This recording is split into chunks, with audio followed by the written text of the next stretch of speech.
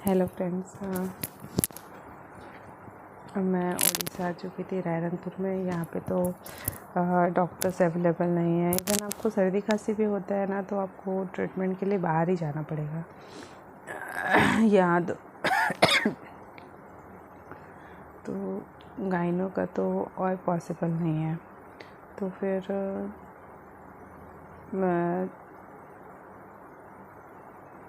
मैंने online apps के through appointment लिया एक डॉक्टर से। उन्होंने भी सेम ब्लड रिपोर्ट और सोनोग्राफी के लिए बोला। हम लोग भेजे, उन्होंने मेडिसिन एडवाइस किया। लगभग 6 मंथ मैंने ऐसे ही ट्रीटमेंट में लिया, बट कोई रिज़ल्ट नहीं आया। उसके बाद मैं बोली यार, यहाँ रहने से तो कंसीव होने से रहा। और फिर कुछ लोग एडवाइस भी करने लगे कि तुम्हारे जब मायके साइड इतने अच्छे डॉक्टर्स अवेलेबल है, तो फिर तुम वहाँ से ट्रीटमेंट क्यों नहीं लेती हो। तुमको तो यहाँ से अगर करोगी तो फिर वही आने जाने में तुम्हारा टाइम वेस्ट होता रहेगा, और देखो तुमको क्या करना है करके। तो मैं भी बोली यार, ये भी बात सही है। यहाँ रही तो मैं 1 महीने ट्रीटमेंट करा रही हूँ, फिर दूर के कारण, क्योंकि टाटा भी यहाँ से 3.5 घंटे का रास्ता है।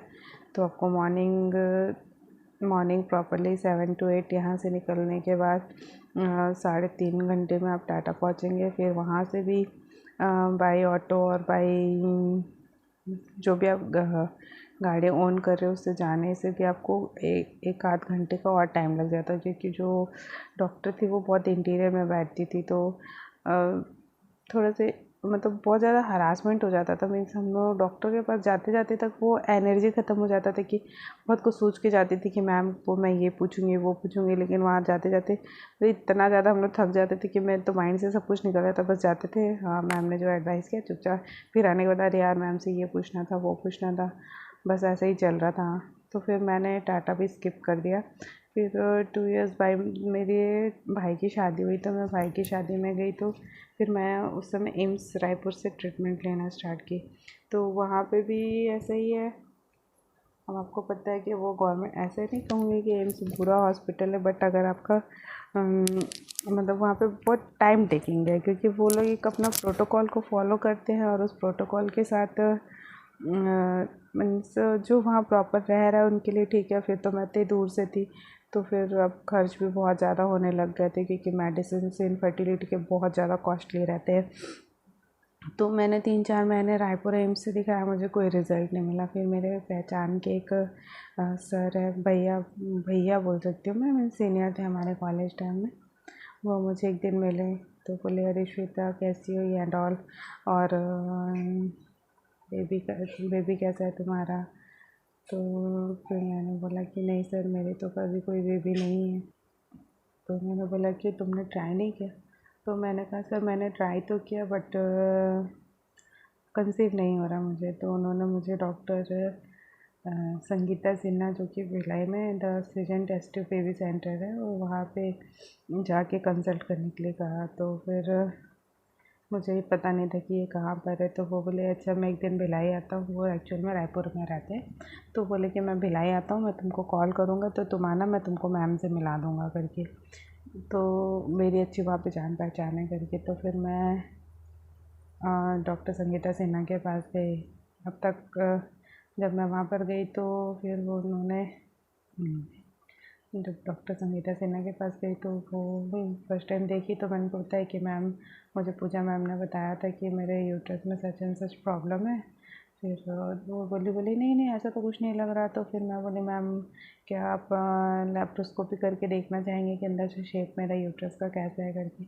तो बोलती नहीं, मुझे तो सोनोग्राफी में सब कुछ नॉर्मल लग रहा है। अगर ऐसा कुछ शेप का प्रॉब्लम होता वो तो सोनोग्राफी में दिख जाता, और ट्यूब्स भी तुम्हारे ब्लॉक नहीं है। तो ठीक है, तुम पीरियड्स के सेकेंड डे मुझसे आके मिलना। तो ठीक है करके फिर मैं पीरियड्स के सेकेंड डे नेक्स्ट मंथ या लगभग 4-5 दिन या 10 दिन बाद मेरे पीरियड्स आ गए। तो मैं पीरियड्स के सेकेंड डे उनके पास गई।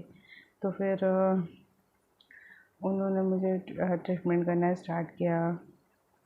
कुछ 2,500 वाले कुछ इंजेक्शन्स लगाती थी,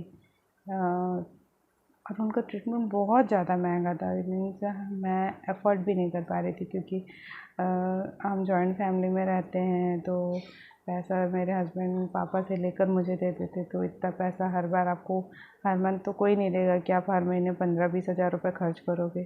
तो फिर मैंने डिसाइड किया कि चलो यार अब बच्चा चाहिए, तो फिर मैंने जॉब ज्वाइन कर लिया।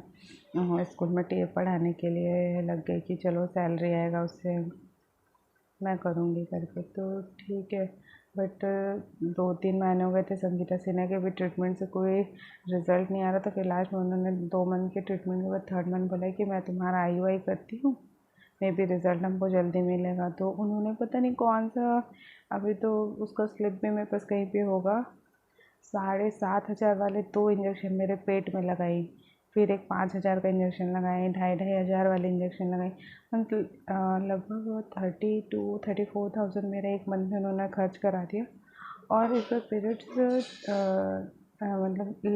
मतलब रिज़ल्ट मुझे गुड न्यूज़ आए ना आए, बट पीरियड्स और जल्दी आ गया। तो मतलब आप सोच सकते हैं कि एक तो मेरे पास लिमिटेड पैसे हैं, मेरे पास इतने पैसे भी नहीं कि हर महीने में इतना खर्च कर सकूं, और उसके बाद रिज़ल्ट भी नेगेटिव। तो मैं बहुत ज़्यादा दुखी हो गई। और फिर मैं पर्सनली भी मैं सबको यही सजेस्ट करूँगी कि आप उनके पास बिल्कुल भी मत जाना, क्योंकि उनके पास पेशेंट तो कम रहते हैं, लेकिन और वो टाइम भी नहीं देती हैं। और जिस दिन उनको मेरा IUI करना था उस दिन मैं थोड़ा सा लेट पहुंची, तो वो उस दिन वो IUI नहीं की, नेक्स्ट डे की। तो मुझे लगता है मे बी शायद मुझे इसलिए रिज़ल्ट नहीं मिला। लेकिन हाँ भाई, अब आप किसी पेशेंट से इतना प्रॉपर मतलब टाइमली बुला के इतना आप टाइम नहीं दे पा रहे हैं और इतना पैसा ले रहे हैं और उनको रिज़ल्ट नहीं दे पा रहे हैं, तो क्या मतलब ऐसे डॉक्टर से ट्रीटमेंट कराने का। वो तो फुल ऑन लूट मचा के रखी है भिलाई में। तो मैं तो यही कहूँगी कि अगर आप भिलाई से हो और आपको डॉक्टर संगीता सिन्हा के बारे में कोई बोलता है तो बिल्कुल भी मत जाना, क्योंकि आप जाएंगे वो अंदर अकेली बैठी रहेंगी, फिर भी आपको 2-3 पेशेंट रहेंगे, फिर भी 3 से 4 घंटे आपका टाइम वेस्ट कराएंगे ही कराएंगे। वो एक तो वो पेशेंट को ज़्यादा टाइम भी नहीं देती हैं, तो और उनका लाइन ऑफ ट्रीटमेंट भी मुझे सही नहीं लगा। और 3-4 महीने जो भी मैंने या 6 महीने उनसे ट्रीटमेंट लिया, तो मुझे ऐसा लगता है कि मुझे उसका कोई बेनिफिट तो नहीं हुआ। लेकिन ये देखिए, मेरा फेस देख सकते हो कितना ज़्यादा मीन्स ये हो चुका है ना, ये सारे उनके मेडिसिन के, क्योंकि मेरी बॉडी को जो मेडिसिन की ज़रूरत नहीं थी वो मेडिसिन वो अपना सेल आउट करने के लिए वो मुझे लगाते गए। और मैं ये हुआ कि मेरा हेल्थ भी गेन हुआ, प्लस मेरे स्किन भी डैमेज हो गए, क्योंकि आपको जिस चीज़ की आपकी बॉडी को रिक्वायरमेंट नहीं है उस चीज़ को आपके बॉडी में डाला जाएगा तो उसके कुछ तो साइड इफ़ेक्ट्स आएंगे। तो उसके साइड इफ़ेक्ट्स आपने देख सकते हैं, मेरा फेस पूरी तरीके से डैमेज हो चुका है, क्योंकि उनके मेडिसिन से मुझे इतने बड़े बड़े फोड़े जैसे पिंपल्स आने लग गए। और जितना पेन होता था कि मैं मतलब ऐसे बोलते पिंपल्स को फोड़ना नहीं चाहिए, लेकिन उस पेन से मैं उसको फोड़ डालती थी। इतना ज़्यादा पेन करता था वो, जब फट जाता था, जब वो पस बाहर आ जाता था तो मेरे को थोड़ा सा रिलैक्स होता था। बट उसके कारण मेरा स्किन पूरा डैमेज हो गया। तो फर्स्टली ऐसे कोई डॉक्टर के पास आप बिल्कुल भी मत जाना कि जो आपको प्रॉपर टाइम नहीं देती हैं और प्लस लूट मचा के रखी हैं। उनके पास ज़्यादा पेशेंट नहीं है, तो वो जो अपना मेडिसिन जो रखी हैं वो उसको बेचने के पर्पज़ से आपका ट्रीटमेंट करती है। मैं तो यही कहूँगी कि बिल्कुल उनके पास तो बिल्कुल भी नहीं जाना। फिर मैंने 4-5-6 मंथ जो भी उनसे ट्रीटमेंट लिया, फिर मैं समझ गई। जब भी IUI वाला केस हुआ ना, उसके बाद मैं समझ गई कि ये मैम ट्रीटमेंट नहीं कर रही हैं, ओवरऑल ये लूट मचा के रखी हैं, सिर्फ मेरा पैसा लूट रही है। तो मैंने उनके पास फिर ट्रीटमेंट लेना बंद कर दिया। फिर मुझे किसी ने कीर्ति कौरा के पास बताया, तो मैं डॉक्टर कीर्ति कौरा वैसे तो अच्छी है, एज ए गायनो अच्छी है। अगर आप नेचुरली कंसीव कर लेते हैं तो वो बेस्ट है।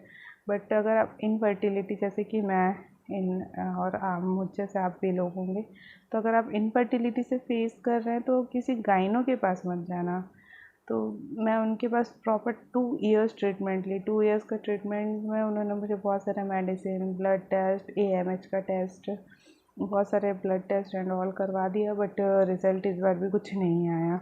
हाँ, 2 साल के बाद मैंने बोला मैम अब 2 इयर्स हो गए मैं आपसे ट्रीटमेंट ले रही हूँ और कोई रिज़ल्ट नहीं आया मैम करके। तो कहती क्या है कि अब तक मुझे संगीता सिन्हा के ट्रीटमेंट की वजह से मुझे PCOD हो गया था, क्योंकि शायद वो मेरे यूट्रस को, मेरे ओवरी को बहुत ज़्यादा डैमेज किया जो उन्होंने इंजेक्शन वगैरह दिया।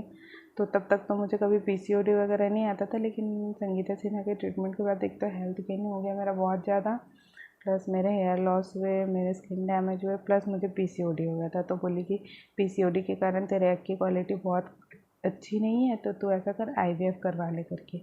तो फिर मेरे पास तो इतने पैसे नहीं थे कि मैं आईवीएफ करा सकूँ, तो फिर मैं थोड़े दिन के लिए ट्रीटमेंट स्टॉप करी।